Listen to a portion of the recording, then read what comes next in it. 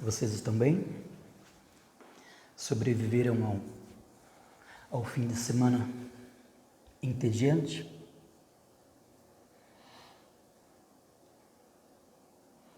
Como eu disse, eu faria um vídeo hoje. Então estamos aqui, agora são 8 horas da noite, mas ainda é domingo, né? Então eu não falhei. Hoje nós vamos falar o capítulo 6 do livro O Profeta Daniel. Daniel na Cova dos Leões. A história de Daniel na Cova dos Leões começou quando o rei Dário nomeou 120 pessoas responsáveis para administrar o império e colocou 3 supervisores sobre esses 120. Um deles era Daniel. Mas Daniel se destacou como supervisor.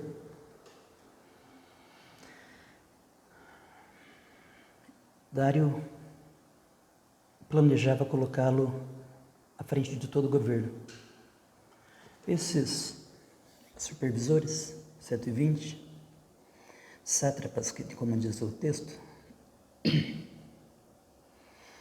eles comandavam as cidades, vamos dizer assim, tá? Seria mais ou menos como os prefeitos que nós temos hoje. E 3 superiores que cuidavam para que eles não causassem dano ao império, ok? Dário acabara de assumir o governo no lugar do Belsazar, que morrera quando da escrita na parede, lembram-se? Foi o último vídeo. Aqui é mais um caso clássico de inveja. Os 3 jovens, os 3 amigos de Daniel, foram lançados na fornalha no reinado de Nabucodonosor, por conta de inveja. E agora Daniel estava aqui diante de uma situação difícil também. Os persas adoravam o fogo, tinham o fogo como um deus. Logo, eles não poderiam jogar ninguém na fornalha de fogo. Tá bom? Então, os 120 administradores e os outros 2 supervisores procuravam um motivo, uma ocasião para acusar Daniel em sua conduta, mas eles não conseguiram encontrar. Porque Daniel era um homem íntegro, um homem correto e temente a Deus. E ele fazia jus ao seu cargo de administrador do reino. Lembram-se que eu falei no último vídeo que Daniel ficou esquecido no reinado de Belsazar, né? Mas aqui Daniel foi honrado no reinado de Dário. E depois no reinado de Ciro também. Então eles procuraram na lei de Deus algum motivo para acusar Daniel. Eles falaram com o rei Dário: ó grande rei, todos nós achamos que você deveria emitir um decreto ordenando que todo o homem que orar a qualquer deus ou a qualquer homem além de ti nos próximos 30 dias seja tirado na cova dos leões. Aqui, diferentemente da situação de Sadraque, Mesaque e Abednego, o rei aqui foi simples, ele foi comprado pela ideia de ser lisonjeado por todo o povo. Falaram na cabeça dele, ele não viu maldade alguma naquilo. Diferentemente de Nabucodonosor, que ele próprio fez a estátua e obrigou que as pessoas adorassem a estátua. Tá? O rei Dário, diga-se de passagem, gostava muito de Daniel. Jamais ele faria nada para prejudicar o seu amigo. Ok? E o rei acabou assinando um decreto que não poderia voltar atrás. Naquela ocasião, até mesmo os reis acabavam sendo sujeitos às leis que eles faziam, certo? Então, ele não tinha como voltar atrás, ele assinou o decreto.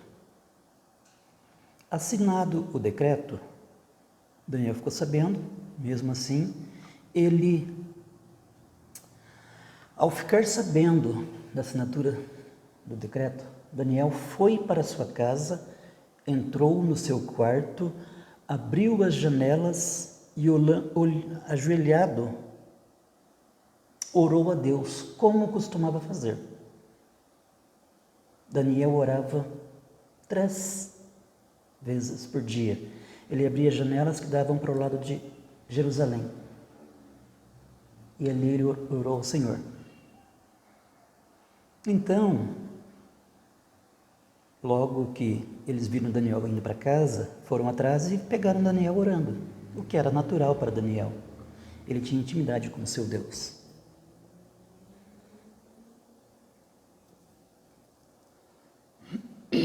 Eles correram para falar com o rei.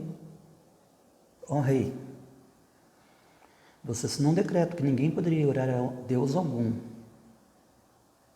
mas tudo que as pessoas precisarem no império teriam que pedir a você. O rei disse: é verdade, eu assinei.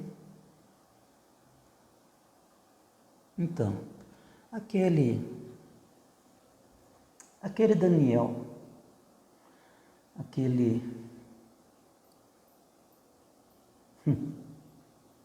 que triste, né? Aquele que tu nomeaste supervisor sobre nós.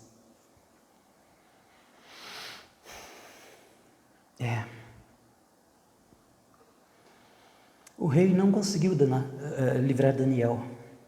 O rei não conseguiu livrar Daniel. Então, como ele não tinha nada para fazer, ele ficou muito triste. Porque ele tinha grande estima por Daniel. Ele pediu que os guardas prendessem Daniel e que o jogassem na cova. Mas ele disse para Daniel que o seu Deus, a quem você continuamente serve, o livre. Ele disse com tristeza. Jogaram Daniel na cova dos leões. A cova foi tapada com uma pedra e foi selada com o selo do rei. O rei voltou para o palácio. Ele não conseguiu comer e não conseguiu dormir. Ele passou a noite em aflição, em grande aflição. No dia seguinte, ele levantou bem cedo. E quando ele foi para a cova, ele, antes de chegar na cova, ele já disse, em voz alta, clamando, com angústia: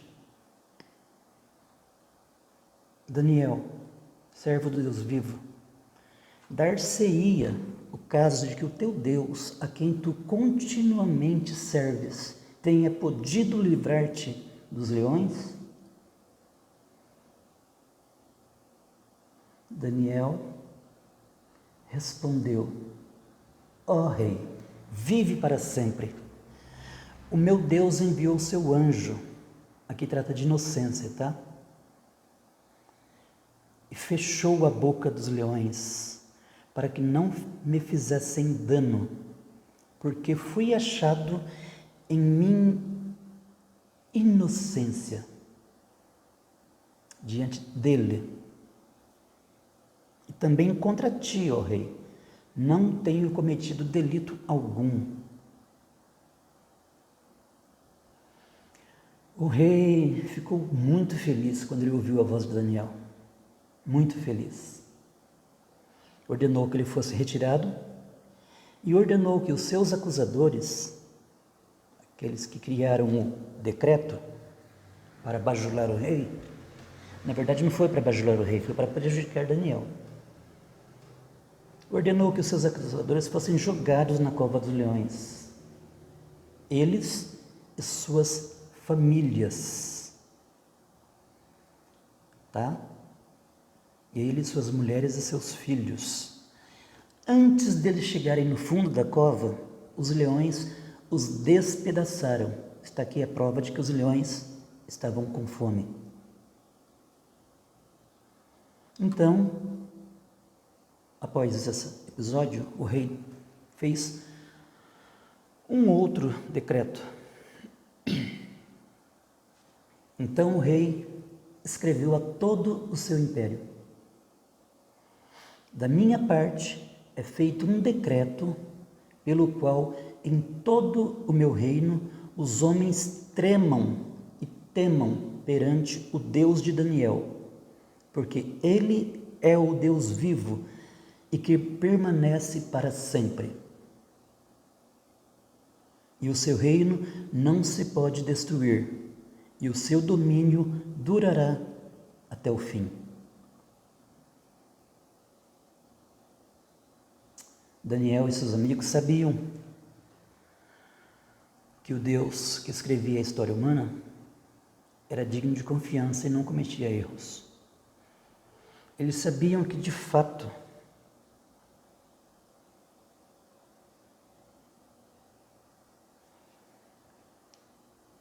eles poderiam não, ele sabia que de fato ele poderia não ser livre da cova, assim como os 3 jovens disseram lá para Nabucodonosor: olha, se o nosso Deus quiser nos livrar, ele tem poder para nos livrar, mas se ele não nos livrar, rei, saiba que nós não vamos adorar a imagem. E Daniel também, Daniel não se incomodou com a possibilidade de Deus não vir livrá-lo. Ele continuou fiel ao seu Deus. Hoje eu e você queremos fazer barganha com Deus. Daniel abriu mão da sua vida para dar glória a Deus. Deus não disse para Daniel que viria livrá-lo. Ele simplesmente viu o decreto. Daniel era importante no reino. Quando o decreto foi assinado pelo rei, Daniel ficou sabendo. Daniel poderia falar: bom, meu Deus, em respeito à ordem, ao decreto do rei, eu vou ficar 30 dias sem orar, ok? Não, Daniel foi para casa e foi orar, como ele fazia costumeiramente. Agora eu e você queremos fazer barganha com Deus. Pense nisso. Deus não está sujeito ao meu e ao seu capricho. Ok? Fiquem com Deus. Amanhã teremos vídeo novamente, tá? Eu vou fazer vídeos essa semana toda, até a gente terminar o livro de Daniel. Tchau.